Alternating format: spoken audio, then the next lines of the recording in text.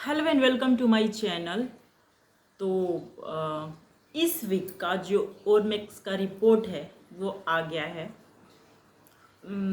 इस वीक का रिपोर्ट ऐसे देख के पता नहीं ऐसा क्यों लग रहा है कि कहीं यही टॉप 5 तो नहीं है, क्योंकि पिछले वीक भी जब ओरमेक्स का रिपोर्ट आया था तब सेम था और इस वीक भी सेम ही हो रहा है। तो पता नहीं मुझे ऐसा क्यों लग रहा है कि अगर ये रिपोर्ट है ओरमिक्स वाला वो अगर सही हुआ तो यही टॉप 5 होने वाले हैं, और अगर यही टॉप 5 होने वाले हैं तो फिर तो बड़ा अजीब है। एक नाम बड़ा अजीब है, बाकी जो 4 नाम है वो तो लग रहा है कि हाँ होने चाहिए। इन्होंने शो में काफ़ी कुछ करा है, उसके हिसाब से इन चारों का तो रहना बनता है।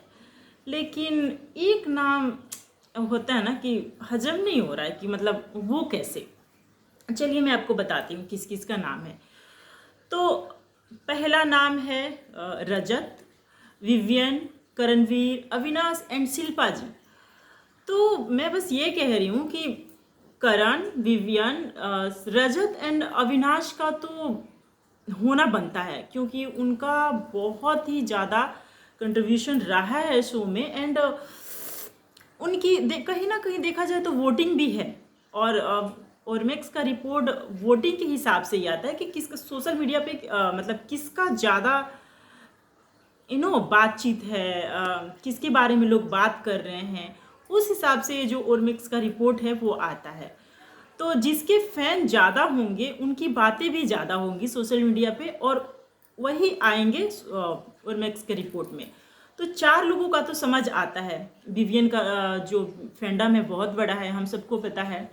और करणवीर का भी बहुत मतलब बन गया है बिग बॉस में आने के बाद। पहले हालांकि उतना उनका नहीं था फैंडम, लेकिन उन्होंने बहुत अच्छा काम किया बिग बॉस में आने के बाद, तो उनकी भी फैंडम बन गई है। और रजत का भी फैंडम है, देखा जाए तो उनका भी बहुत बड़ा फैंडम है। एंड अविनाश ने भी फैंडम कमाया है बिग बॉस के घर में आने के बाद।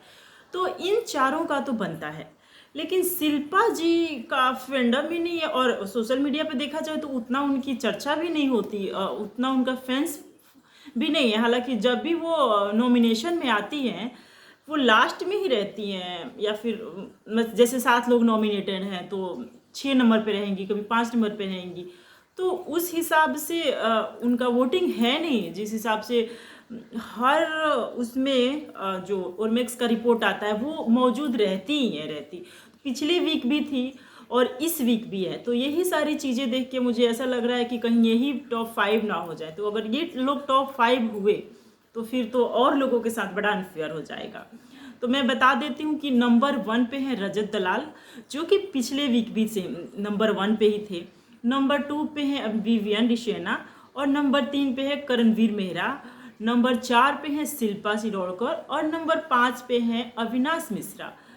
तो ये है इस वीक का ओरमिक्स का रिपोर्ट।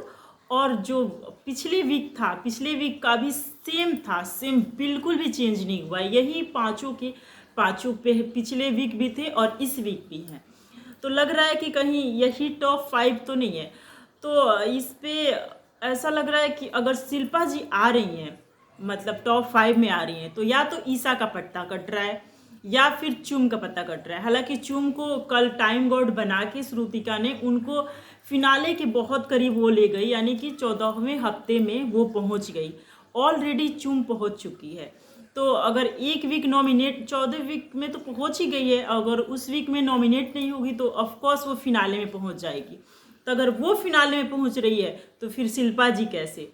अगर शिल्पा जी पहुंच रही है तो फिर चुम का और ईसा का पत्ता कट रहा है। तो ये थोड़ा अजीब लग रहा है कि शिल्पा जी फिनाले में जा रही हैं। हालांकि उनसे भी काफ़ी बेहतर लोग थे फिनाले में जाने के लिए। ये मैं 100% श्योर नहीं हूँ कि वो जा रही है फिनाले में। बस ये जो रिपोर्ट आ रहा है ना 1-2 वीक से ओरमेक्स वाला, उसको देख के मैं ये बातें कर रही हूँ कि मुझे ऐसा लग रहा है कि शिल्पा जी भी जा रही हैं, क्योंकि हर बार वो रह रही हैं नंबर कभी 3 पे रहती हैं, कभी 4 पे रहती हैं। तो उनको ऐसे देख के मुझे लग रहा है कि मे बी वो जा सकती हैं फिनाले में। और मे बी ना भी जाएं, कई बार होता है कि रिपोर्ट गलत भी हो सकता है।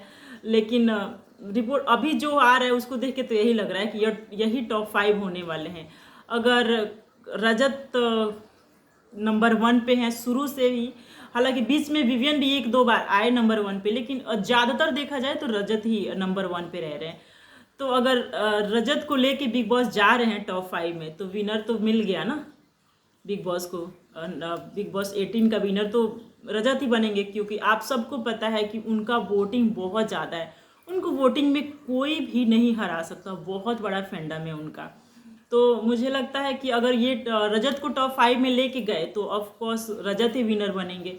और उससे पहले अगर कुछ लोचा करके घर वालों की वोटिंग करा के, जैसे दिग्विजय को निकाला गया था, वैसे बिग बॉस ने अगर रजत को भी निकाल दिया, तब देखना होगा कि कौन विनर बनता है। लेकिन अभी तो लग रहा है कि रजत ही बनेंगे।